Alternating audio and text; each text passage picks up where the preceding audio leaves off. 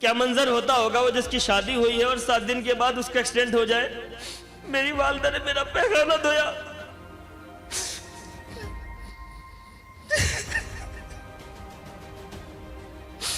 मुझे पढ़ा लिखा कर ग्रेजुएशन पोस्ट ग्रेजुएट करा दिया, एक हॉस्पिटल में एक डॉक्टर बना दिया। मैं कभी अपने वालिद को रेस्पेक्ट नहीं किया।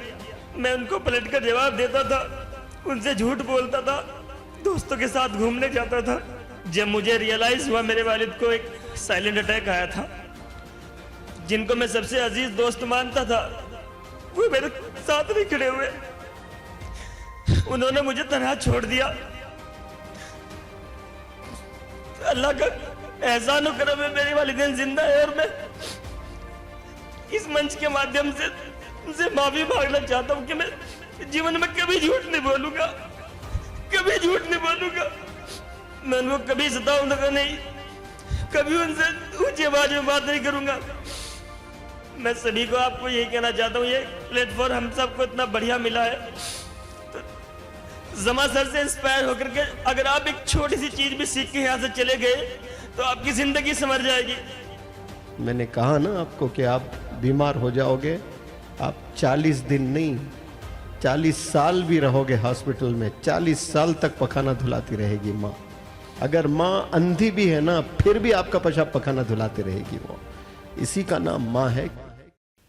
मैं गांव से आता हूं और मेरे वालिदैन पढ़े लिखे नहीं हैं।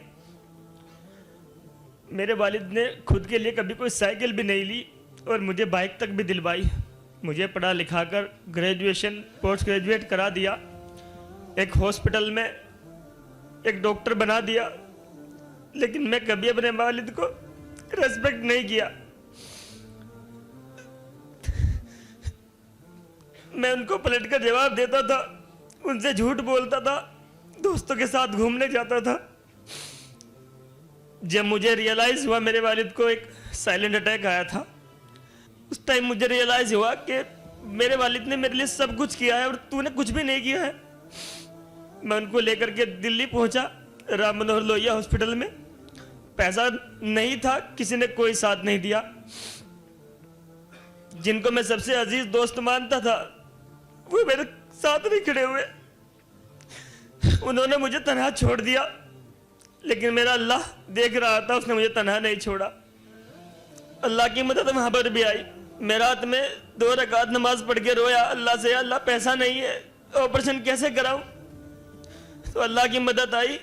हॉस्पिटल के अंदर एक मैनेजर ने बोला कि तुम्हारे पास इनकम सर्टिफिकेट है। मैंने कहा जी है, घर पे है पापा का। तो मैं वो सर्टिफिकेट मंगाया और मंगा करके उनको दिखाया। मेरे वालिद का ऑपरेशन बिल्कुल फ्री ऑफ कॉस्ट हुआ। तो उस वक्त मुझे रियलाइज हुआ कि जीवन में वालिदैन की खिदमत करना कितना लाजिम है। शायद उनकी दुआओं की वजह से आज वो ऑपरेशन हो पाया और अल्लाह ने मुझे वो डायरेक्शन दिखाई। और एक सबसे बड़ी कमी जो मेरे अंदर थी, झूठ बोलना। मैं सर की जब वीडियो देखा करता था 2019 में 19-20 में, तो कोविड चल रहा था 20-21 में, और मैं कोटद्वार में था, सर्विस कर रहा था, कोविड के मरीज को देख रहा था। तो मुझे वहां पे एहसास हुआ कि जीवन में कोई रिश्ता किसी का काम नहीं आ रहा। वालिदैन को छोड़ कर लोग भाग रहे हैं, बीमारी से बच रहे हैं, माएँ मर रही हैं। मैं अपने हाथों से लोगों की बॉडी उठाया, 200, 400, 500, कुछ पता नहीं कितनी बॉडी उठाया। मैं देख रहा हूं एक मरीज इधर मर रहा है, किधर मर रहा है। तो अल्लाह का एहसान करम है, मेरी वालिदैन जिंदा है और मैं इस मंच के माध्यम से उनसे माफी मांगना चाहता हूं कि मैं जीवन में कभी झूठ नहीं बोलूंगा, कभी झूठ नहीं बोलूंगा। मैं उनको कभी सताऊंगा नहीं, कभी उनसे ऊंची आवाज में बात नहीं करूंगा। जिन्होंने मेरे लिए सब कुछ किया, कुछ साइकिल नहीं रही, मुझे मोटरसाइकिल तक दिलवाई, मुझे पढ़ा लिखा कर इतना बड़ा कर दिया, 30 साल मेरा खर्च उठाया। मेरा एक्सीडेंट हो गया था 2021 में, मेरी शादी के 7 दिन बाद। क्या मंजर होता होगा वो जिसकी शादी हुई है और 7 दिन के बाद उसका एक्सीडेंट हो जाए। मेरी वालदा ने मेरा पैखाना धोया।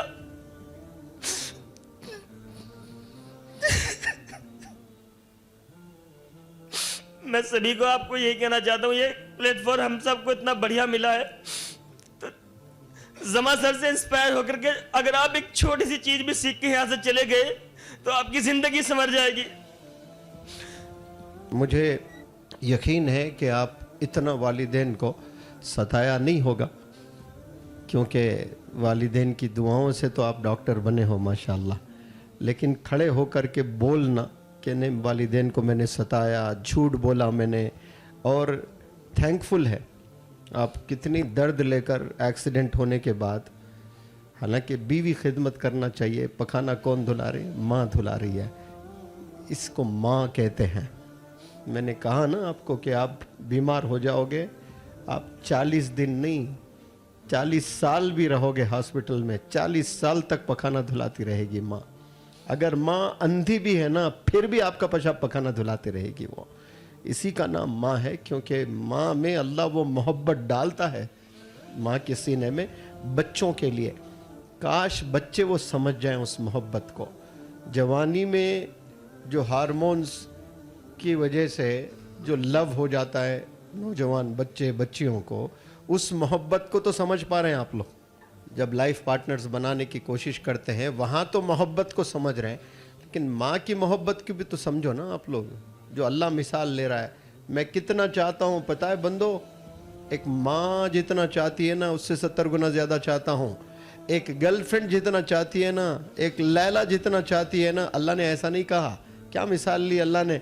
माँ की मिसाल ली। और उस माँ की मोहब्बत को आप लोग समझ ही नहीं पा रहे हैं।